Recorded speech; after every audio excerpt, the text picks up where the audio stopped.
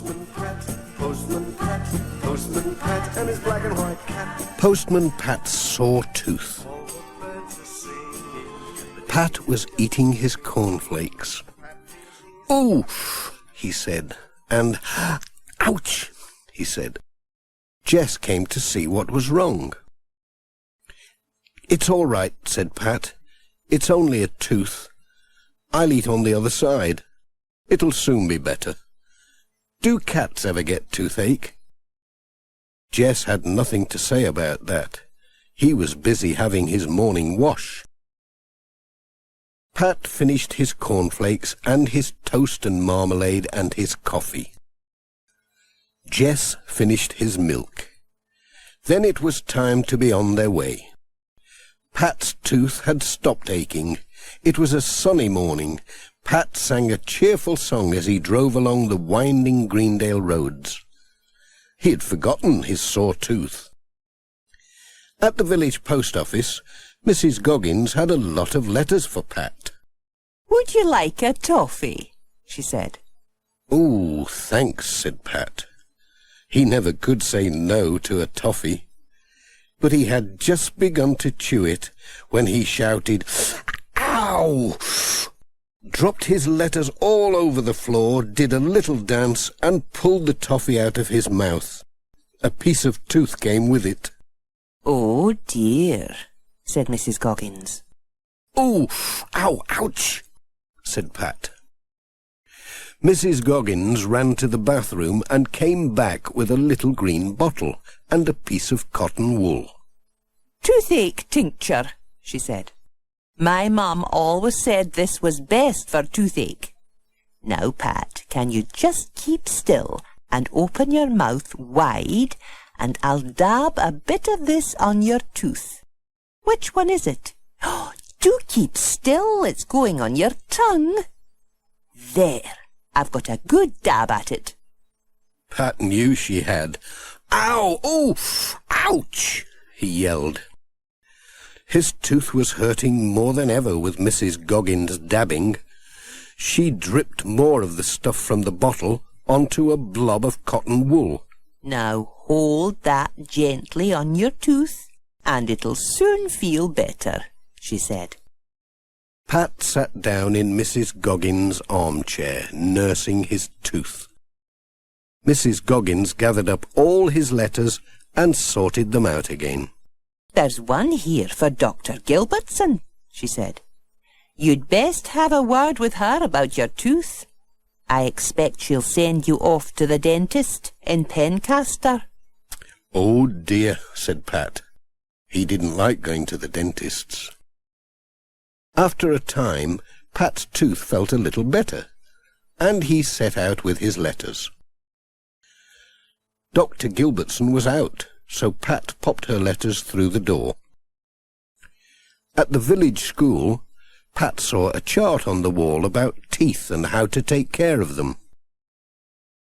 "Now you make sure you brush your teeth," he said to Katie and Tom, talking with the side of his mouth that wasn't sore. "Why are you talking funny?" said Katie. "Am I?" said Pat. Must rush. Lots of post. Bye."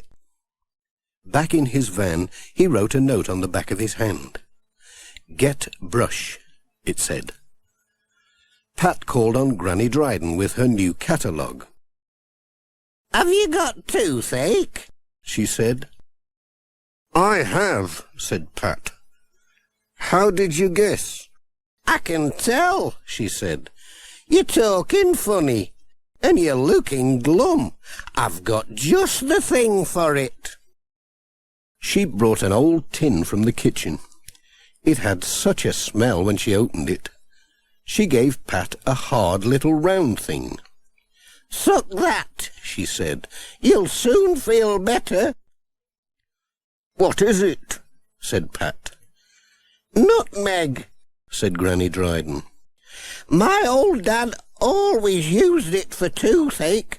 It never failed." "I'll give it a try," said Pat. Pat was on his way. His tooth felt much better. Then he called on Ted. Ted gave Pat a mug of coffee. It was very hot, straight from Ted's stove, and that started the tooth off again. "We'll tie some string on it," said Ted, "and I'll give it a good pull. We'll have it out in no time." "No thanks," said Pat, and he hurried away before Ted could find his string. Pat called on Miss Hubbard. His tooth was really bad again. His face was all screwed up with the pain. "You silly man," said Miss Hubbard. "You must go to the dentist at once." "Oh dear," said Pat. "I don't like the dentists." But Miss Hubbard was having none of that.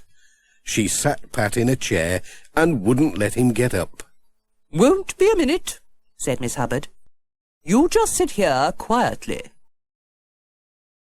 Pat heard the tinkle of the telephone.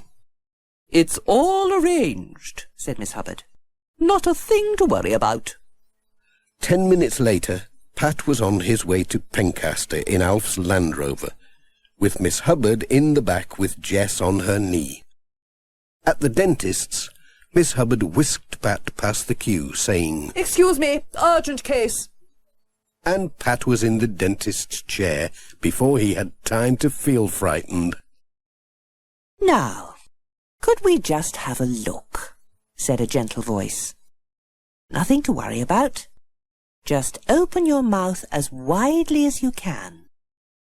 What a nice dentist, thought Pat. When Pat came out of the dentist's room, he was smiling again. "How did you get on?" said Miss Hubbard. "Great," said Pat. "She's a lovely dentist, and it didn't hurt a bit." "How's the tooth?" said Miss Hubbard. "Fine," said Pat. "It doesn't hurt at all now. She's put a filling in it, and I'm coming back for a check-up next week." "Good," said Miss Hubbard. "And I've got a brush and a free tube of toothpaste," said Pat, rubbing the note off his hand. And just as they were leaving the dentist's, who should they meet coming in but Mrs. Pottage with Katy and Tom. "Hello," said Pat. "Fancy meeting you. Do you come here often?" "Of course we do," said Katy. "Don't you?" "Well, I'm going to," said Pat. And he did. The dentist gave him a card so that he wouldn't forget to have his checkups, and he didn't miss a single time. Pat never had toothache again, and if he ever met anyone with toothache, he would say, "Get yourself off to the dentist's. She's great."